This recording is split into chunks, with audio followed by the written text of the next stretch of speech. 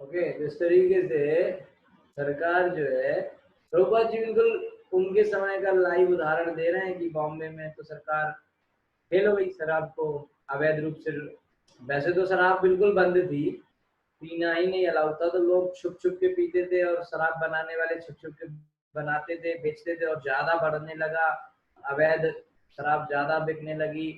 तो फिर सरकार उसको रोक नहीं पा रही थी, तो सरकार ने क्या डिसाइड किया कि सस्ते मूल्य पर शराब की पूर्ति करने का निश्चय किया, जिससे लोग शौचालयों की बजाय सरकार से शराब खरीदें। सरकार नागरिकों के पापपूर्ण जीवन को बदल पाने में असफल रही, अतः राजकोष को भरने के लिए कर की क्षति न हो, इस उद्देश्य से सरकार ने जनता के लिए कम मूल्य पर शराब बनाने का निश्चय किया। इस प्रकार की सरकार पापमय जीवन के फलों को अर्थात युद्ध, अकाल, भूकंप तथा अन्य विपदाओं को रोक नहीं सकती। तो जब जनता में, देश में, राज्य में इस तरह की समस्याएं आई, महामारी फैलना, युद्ध हो जाना, अकाल पड़ जाना, भूकंप आ जाना, तूफान आ जाना, ये सब किसका परिणाम है? जनता के द्वारा किए गए पापों का परिणाम है कि इस तरह की चीजें जो है हो रही है, और सरकार इसको रोक नहीं सकती, क्योंकि सरकार पाप कामों को नहीं रोक पा रही। तो जब सरकार पाप के कामों को नहीं रोक पाएगी तो इन सब चीजों को भी नहीं रोक पाएगी, क्योंकि उन पाप के कामों का ये परिणाम है, प्रकृति का नियम है कि जब ईश्वर के नियम में त्रुटियां होने लगती हैं, ठीक है, जिसे भगवत गीता में कहा गया धर्मस्य ग्लानि, जब धर्म की ग्लानि होने लगती है, लोग धर्म का पालन नहीं करते हैं, तो उस समय युद्ध के अचानक छिड़ जाने के रूप में कठोर दंड मिलता है। अचानक युद्ध हो जाएगा, कभी प्राकृतिक आपदाएं आ जाएंगी, कुछ भी हो सकता है। तो राज्य में, देश में, दुनिया में, कहीं भी, घर में, अगर किसी के घर में भी पाप काम ज्यादा होते हैं, जैसे मांस मछली खाना, दारू पीना, अवैध संबंध कर रखना, नशा करना, जुआ खेलना, ये सब काम होते हैं। तो आजकल तो घर घर में चाय पी जा रही, तो हर घर में पाप हो रहा है, छोटा छोटा बच्चा पाप कर रहा है। सब फंसेंगे, क्योंकि जो जो पाप करेगा उसको पाप का फल भुगतना पड़ेगा। तो इसलिए घरों में लड़ाइयां हो रही हैं आजकल, देखो हर घर में चै चै होती रहती है ना, सब लड़ते रहते हैं आपस में, कोई किसी से खुश नहीं है, सबको किसी ना किसी से कंप्लेन है। पहले रहते थे एक घर में 15-20 आदमी आराम से रहते थे, चाचा ताऊ बुआ फूफा सब एक साथ रहते थे। अब जो है हस्बैंड वाइफ साथ नहीं रह पा रहे। अब जो है, पहले कंबाइंड फैमिली होती थी, अब जो है फिर धीरे धीरे क्या चलन आया कि हस्बैंड वाइफ बच्चा इतने रहते थे साथ, है ना। जैसे किसी के घर में 4 बच्चे हैं, है ना, तो 4 लड़के अपना चारों अलग अलग रहने लगते थे, क्योंकि उनकी आपस में बनती नहीं थी, चारों अपना अलग अलग रहने लगते थे, ठीक है। लेकिन अब ये स्थिति है कि आपस में ही नहीं बनती है, हस्बैंड अलग रहता है, वाइफ अलग रहती है, बच्चे अपना अलग रहते हैं, बच्चे कहते हैं हमें और अपना अलग रहने दो। ये स्थिति आ गई। तब पाप करेंगे तो उसका फल भुगतेंगे, बच नहीं सकते। प्रकृति का नियम बहुत खतरनाक है, प्रकृति के नियमों में से कोई नहीं बच सकता, चाहे कुछ भी कर ले हम। इसलिए हमको सोचना चाहिए कि पाप हम ना करें, नहीं तो हमारे घर में ऐसी समस्याएं चलती रहेंगी, है ना। आदमी समझना चाहिए, आदमी कहते हमने आज तक किसी का बुरा नहीं किया, कोई पाप नहीं किया, हम तो सिंपल है, फिर हमारे साथ ऐसा बुरा काम क्यों हुआ? पाप नहीं किया है, चाय नहीं पीते क्या, मुर्गा नहीं खाते क्या, दारू नहीं पीते क्या, तो पाप है और क्या? ये कौन सा बहुत अच्छा काम है? पाप ही तो है, ये तो सबसे बड़े पाप बताए गए। आजकल 90% लोग अवैध संबंध रखते, सबका इधर उधर कहीं ना कहीं चल रहा है, तो पाप ही तो है। पर वो कहते एक व्यक्ति उसके जीवन में कुछ तो गलत हुआ। तो वो आखिर रो रहा, अरे मैंने तो किसी का बुरा नहीं किया। और वो व्यक्ति ने कम से कम 15 लड़कियों के साथ संबंध है, पर वो ऐसे बिल्कुल उसको देख के आपको ऐसे लगेगा कि बहुत ही भोला इंसान है। अरे हमने तो आज तक जीवन में किसी के साथ बुरा नहीं किया, लेकिन मेरे साथ ऐसा क्यों हो रहा है? अरे तुमने 15 लड़कियों के साथ अवैध संबंध रखे, ये अच्छा काम था है? ये अच्छा काम था। और आज भी माला नहीं कर रहे हो, भक्ति नहीं कर रहे हो, आज भी उन्हीं को कंटिन्यू कर रहे हो। क्यों? उनकी अज्ञानता की ये सीमा है कि उसको लगता है कि ये गलत काम ही नहीं है। मतलब मतलब अज्ञानता इस कदर बढ़ गई है, आदमी इतना अंधेरे में चला गया है कि उसको यही नहीं लग रहा है कि ये पाप है। मतलब कितने लोगों को लगता है कि ये चाय पीना पाप है? प्याज लहसुन खाना और ये मांस मछली खाना, जुआ खेलना, अवैध संबंध रखना तो किसी को नहीं लगता पाप है। उनको लगता हम तो प्रेम करते हैं, कल तक उससे करते थे आज इससे करने लगे, है कि नहीं?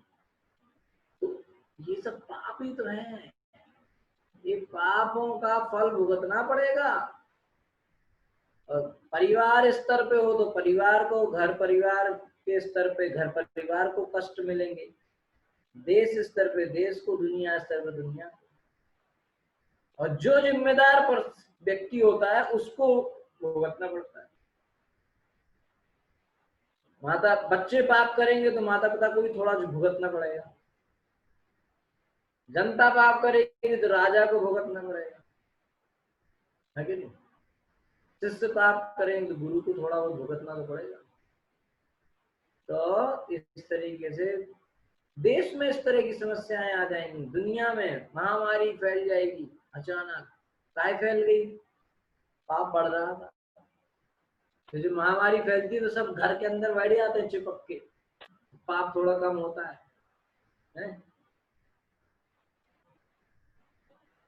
नहीं, तूफान आ गया, सुनामी आ गई, ये आ गया, वो आ गया, भूकंप आ गया, धरती फट गई, सब पाप के कारण। गर्मी बहुत तेज हो रही है, अकाल पड़ गया, लो बारिश नहीं हो रही, और कहीं पे इतनी बारिश हो रही कि बाढ़ आ गई। तो धरती पे इतने पाप बढ़ेंगे तो धरती और प्रकृति भी थोड़ा वक्त तो बैलेंस करेगी ना, है कि नहीं? जहाँ धरती ने थोड़ा बैलेंस करने के लिए थोड़ा साफ सफाई करते हैं ना अपन लोग, घर में थोड़ा कपड़ा मार दियो, तो जो प्रकृति ने साफ सफाई करने के लिए जरा से कपड़ा इसे हिलाया ना, तो हमारे तो घर पर हमारे तो बिल्डिंग विल्डिंग सब हिल जाएगी। जहां धरती पे ज्यादा अत्याचार हुआ धरती माता के ऊपर, धरती माता ने थोड़ा सा ऐसे से ऐसा कर लिया ना, यहाँ पे 2-4 शहर खत्म हो जाएंगे। फिर कहेंगे अरे भूकंप क्यों आया था, है? तो आप भी तो देखो जनता कितना कर रही है। तो यहाँ प्रभुपाद जी लिख रहे हैं कि जब भगवान के बनाए नियमों को लोग नहीं मानते हैं, धर्म की जब हानि होती है, तो इस समय तो इस तरीके की प्राकृतिक आपदाएं आना, अकाल पड़ना, भूकंप आना, या फिर युद्ध युद्ध हो जाएगा। तो प्रभुपाद जी उस समय जब उन्होंने ये लिखा, उस समय की बात बता रहे हैं कि उस समय युद्ध के अचानक छिड़ जाने के रूप में अचानक से युद्ध हो गया, तो ये उन पापों का दंड मिला। क्योंकि जब युद्ध होता है तो वही कई लोग मरते हैं बेमतलब में। लोग लगता है अरे, कई लोग ऐसे कहते हैं अरे बताओ मासूम लोग मारे गए, मासूम नहीं मरते। प्रकृति का नियम ऐसा नहीं है कि मासूम लोगों को मारते। अगर मासूम होगा तो आपने देखा होगा कई बार भूकंप आया, बिल्डिंग पूरी गिर गई, एक बच्चा बच गया, ऐसे सुना है कि नहीं? अगर सही में कोई निर्दोष होगा तो नहीं मरेगा, प्रकृति के कंट्रोल में सब है। ऐसे मत सोचो कि जैसे हम खाना बनाते हैं तो दूध उबल जाता है हमारे कंट्रोल से बाहर है, ऐसे धरती का प्रकृति का भी कंट्रोल से बाहर चला जाता है। थोड़ी गड़बड़ प्रकृति से गड़बड़ नहीं होती है, प्रकृति से गड़बड़ कभी नहीं होती है। जो उसको मारना चाहती है वही मरेगा, बगल वाला नहीं मरेगा। ऐसे आपने देखा होगा कई बार, पूरी बस है, अभी प्लेन क्रैश हो गया, बस का एक्सीडेंट हो गया, ट्रेन का एक्सीडेंट हो गया, कई मर गए, कोई व्यक्ति पूरा बच गया, कुछ नहीं हुआ, होता है नहीं होता, उसके पाप नहीं थे। तो ये मत सोचे कि वो मासूम लोग मर गए, युद्ध हो गया, कई लोग मरे, मासूम कोई नहीं मरता, कहीं ना कहीं उसने कोई ना कोई पाप किए थे, उसका परिणाम आज प्रकृति ने दे दिया। बोलो हरे कृष्ण। प्रभुपाद जी कह रहे हैं, हमने हाल ही में भारत तथा पाकिस्तान के बीच को अपनी आंखों से देखा है। एक पखवाड़े के भीतर ही जन तथा धन की अपार क्षति हुई। उस समय 71 की लड़ाई और संपूर्ण संसार में हलचल मच गई थी। पापमय जीवन के यही परिणाम है। कृष्ण भावनामृत आंदोलन का उद्देश्य लोगों को शुद्ध और पूर्ण बनाना है। यदि हम कृष्ण चेतना, कृष्ण भक्ति के फलस्वरूप आंशिक रूप में भी शुद्ध हो सके, थोड़ा सा भी अगर हमारा मन शुद्ध हो जाए, पूरा तो होगा तो काम बन ही जाएगा, अगर थोड़ा सा भी मन में शुद्धि आ गई तो क्या हो जाएगा, जैसा कि भागवत में कहा गया है, नष्ट प्रायेषु भद्रेषु, तो काम वासना, लालच, भवरोग कम हो जाएंगे। ये कृष्ण श्रीमद् भागवतम जो अपन लोग पढ़ रहे हैं, ये श्रीमद् भागवत अथवा कृष्ण चेतना के संदेश को प्रसारित करने से ही संभव। जो हम इस भागवत का प्रचार प्रसार करेंगे तभी जो है लोगों का भला हो पाएगा, उनके हृदय में थोड़ी शुद्धि आएगी, थोड़ा उनका भला होगा, नहीं तो सब पाप कामों में तो लगे ही। बड़े बड़े औद्योगिक और व्यापारिक प्रतिष्ठानों ने सुरक्षा कोष में हजारों रुपए दिए हैं। लोग देते हैं ना प्रधानमंत्री राहत कोष और ये वो, कई उसमें दान देते हैं, बड़े बड़े बिजनेसमैन लोग देते हैं करोड़ों रुपया, काय के लिए, हजारों करोड़ों रुपए देते, जो बारूद के रूप में धन को भस्म कर रहा है। किंतु इसे दुर्भाग्य कहा जाएगा कि यदि उसने मतलब रक्षा डिफेंस में कितना पैसा खर्च होता है, अगर ये भक्ति में का प्रचार किया जाए तो ये आपस की जो दुश्मनी है तो खत्म हो जाएगी। अभी देखा ना आपने, इतनी बड़ी दुश्मनी भक्तों के बीच की सब आपस में सेटल कर लिया उन्होंने। तो भक्त लोगों के बीच की लड़ाई ज्यादा देर तक नहीं चलती है, थोड़ी बहुत होगी अगर, तो बाद में वो एडजस्ट कर लेंगे अपना और कृष्ण की प्रसन्नता के लिए लड़ाई को भूल जाएंगे। तो यहाँ पे ऐसे बंदूक तानने की जरूरत नहीं होती है। तो ये जो पैसा अगर सब भक्ति करने लगे तो ये आपस की बैर मनुष्यता, ये दुश्मनी तो खत्म हो जाएगी। तो इतना जो पैसा डिफेंस में जाता है, रक्षा में जाता है, बारूद और मिसाइलें बनाने में जाता है, ये सब जनता की उसमें आएगा ना काम, फायदा ही फायदा है। तो इसे दुर्भाग्य कहा जाएगा कि यदि उसने कृष्ण भावनामृत आंदोलन की प्रगति के लिए धन मांगा जाता तो वे आनाकानी करते। तो चूंकि अगर उनसे कहो कि भैया मंदिर बनाना है, प्रचार के लिए धन दे दो, तो नहीं देंगे, बारूद गोला बारूद खरीदने के लिए धन दे देते हैं। दुर्भाग्य की नहीं।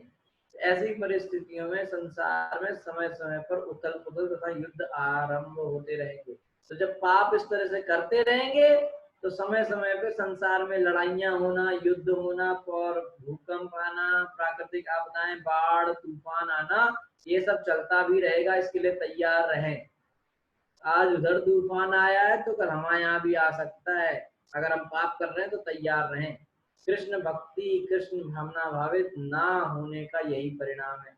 कृष्ण भक्ति ना करने का क्या परिणाम है, यही परिणाम। ठीक है,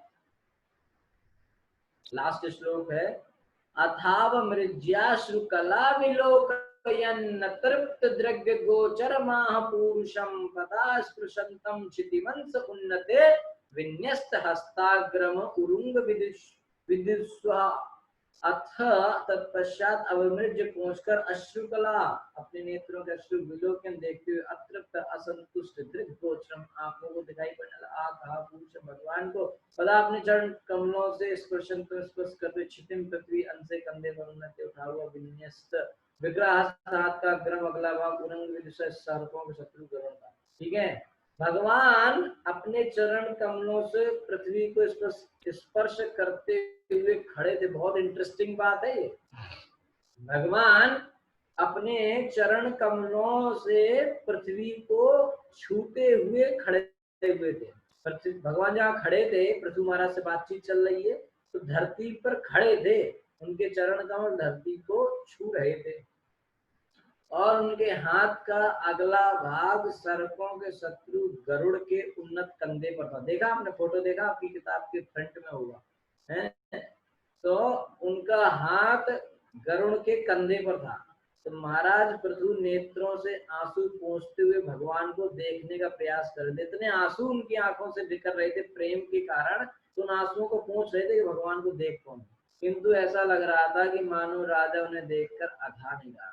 मतलब राजा पृथु को भगवान का दर्शन करके उनको संतुष्टि नहीं मिल रही, और देखूं, शक ही नहीं रहे हैं, और देखूं और देखूं, ऐसा जो है उनको लग रहा था।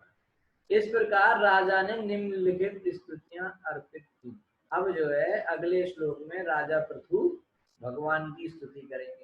इस श्लोक में उल्लेखनीय बात यह है, इंटरेस्टिंग बात क्या है, कि भगवान पृथ्वी के ऊपर इसका स्पर्श सा करते हुए खड़े थे। ब्रह्मलोक से लेकर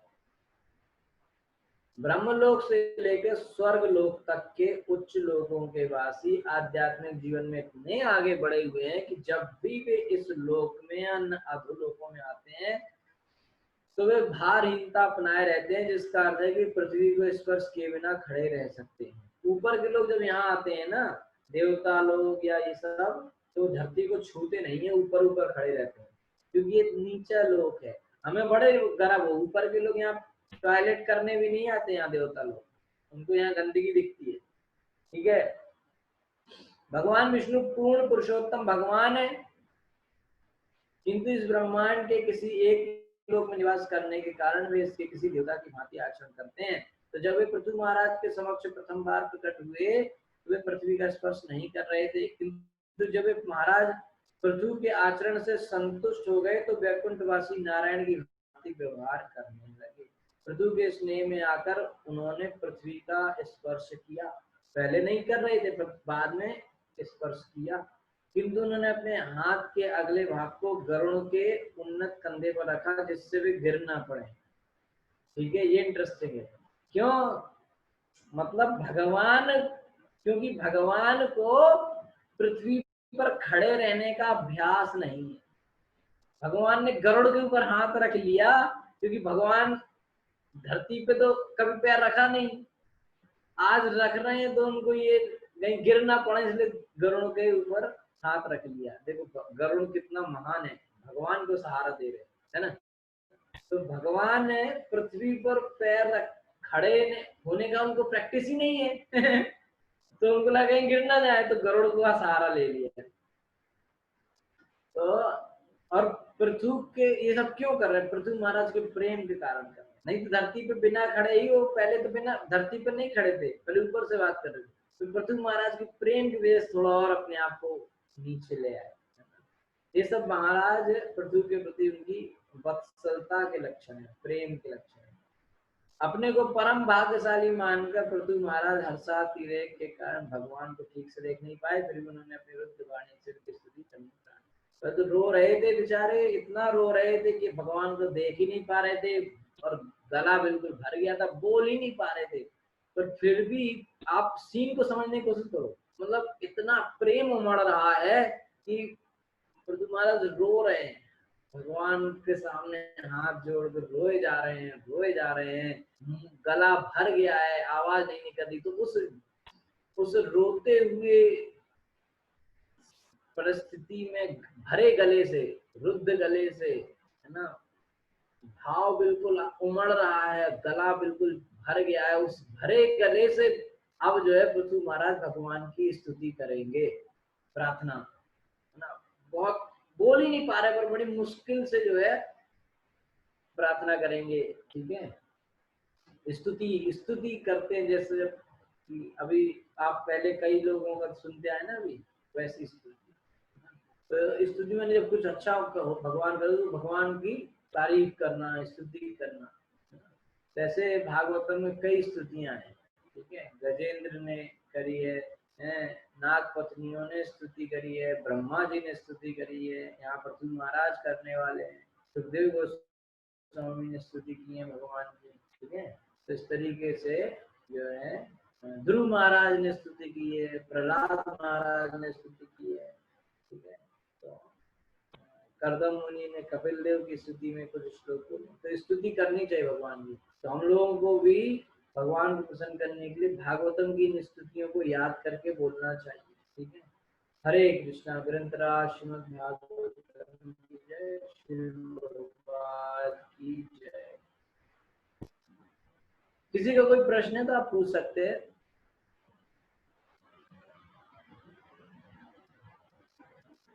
कोई बोल रहा है क्या? एक सेकेंड। हरे कृष्णा, हरे कृष्णा।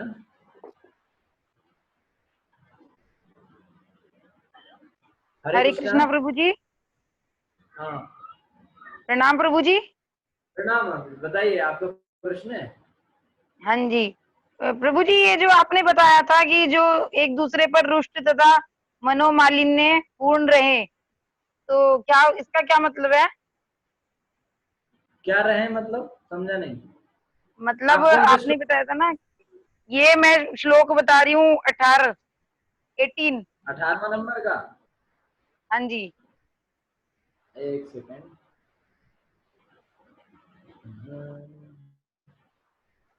जो कहाँ आपने लिखा बताया था है? कि आपस में झगड़ते रहते हैं, लास्ट की लाइन है।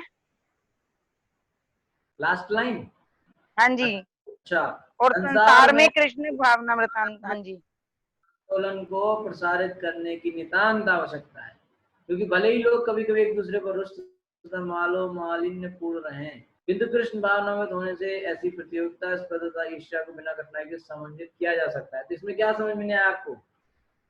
इसमें ये समझ नहीं आया कि जो ये आपने बताया कृष्ण भावनामृत आंदोलन को प्रसारित करने की नितांत आवश्यकता है, और अच्छा, भले ही अगर लोग हम कभी कभी एक दूसरे पर। हाँ जी। कृष्ण भावनामृत आंदोलन माने कि जो हम लोग भक्ति का प्रचार कर रहे हैं ना, हरे कृष्ण महामंत्र का जप करना चाहिए। कृष्ण भावनामृत आंदोलन क्या है कि प्रभुपाद जी का आंदोलन, जिसमें हम लोग क्या कर रहे हैं, इसी का तो प्रचार कर रहे हैं कि लोग कृष्ण भावना भावित बनो। कृष्ण भावना भावित माने कृष्ण के बारे में सोचो, कृष्ण से प्रेम करो, कृष्ण भक्ति करो, ये प्रचार हम लोग कर रहे हैं। उसमें क्या करो, हरे कृष्ण महामंत्र जप करो, भागवत पढ़ो, प्रसाद पाओ। ठीक है, 4 नियम का पालन करो। तो ये करना चाहिए, ये प्रचार हम लोग कर रहे हैं। क्योंकि ऐसा अगर हम करेंगे, यानी कि हरे कृष्ण मंत्र जप करेंगे, भागवतम पढ़ेंगे, गीता पढ़ेंगे, 4 नियम का पालन करेंगे, प्रसाद खुद भी खाएंगे, दूसरों को भी प्रसाद वितरण करेंगे, ऐसा जब हम करेंगे तो अगर आपस में, हमारे आपस में थोड़ा बहुत एक दूसरे के प्रति थोड़ा बहुत ऐसे बुरा भाव या थोड़ा लड़ाई झगड़ा भी हो जाता है, तो वो अपने आप जो है उस बीच में सामंजस्य आ जाएगा। यानी कि बीच में जो क्या बोलते उसको, जो हमारे आपस के बीच का जो मनमुटाव है ना, वो खत्म हो जाएगा भक्ति के प्रभाव से, है ना।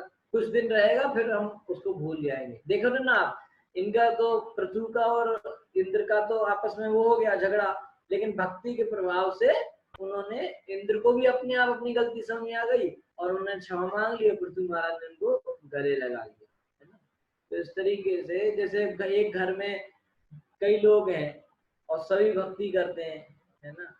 तो अब जैसे एक घर में 2-3 लोग भक्ति करते हैं, तो हो सकता है कभी आपस में थोड़ा किचकिच हो जाए है ना, कभी किसी ने कुछ बोल दिया। भक्त तो वो भी है, भक्ति ये भी है, थोड़ा बहुत इधर उधर हो सकता है। तो एक भक्त को ये सोचना चाहिए, अरे वो भी भक्त है, चलो उसकी गलती को माफ करो, और वो भक्त भी ऐसे सोचेगा, है ना। लेकिन कब होगा ये, जब वो आपस में अच्छे से भक्ति कर रहे होंगे, जब भक्ति अच्छे से कर रहे हो, क्लास में जाएंगे, भागवत सुनेंगे, गीता पढ़ेंगे, ऐसे सब करेंगे, तो उनका हृदय थोड़ा शुद्ध होगा, तो अपने आप में लोगों को लगेगा यार हम गलती कर रहे हैं। इंद्र को देखो, अपने आप में लगा ना कि मैं गलती कर रहा हूँ, मैंने इतनी बड़ी गलती, तो खुद क्षमा मांग ली।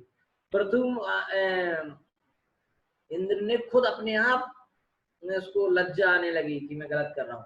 तो भक्ति के प्रभाव से ऐसा होता है, व्यक्ति का हृदय थोड़ा शुद्ध होने लगता है, तो उसको अपने आप में लगने लगता है कि यार गलत। और छोटी छोटी गलतियों को, जैसे किसी ने कुछ ऊंची आवाज में बात कर दिया, तो जो भक्त होगा वो कहेगा छोड़ो यार, इस पे ध्यान नहीं देता वो। तो जो कि वो उस पे ध्यान नहीं देगा, तो अपने आप लड़ाई नहीं होगी। लेकिन अगर भक्त नहीं होगा, तो किसी ने जरा ऊंची आवाज में बात करी तो कहा हमसे इतनी तेज आवाज में बात कैसे कर रहे हो तुम, है ना, तुम्हारा काम था तुमने नहीं किया।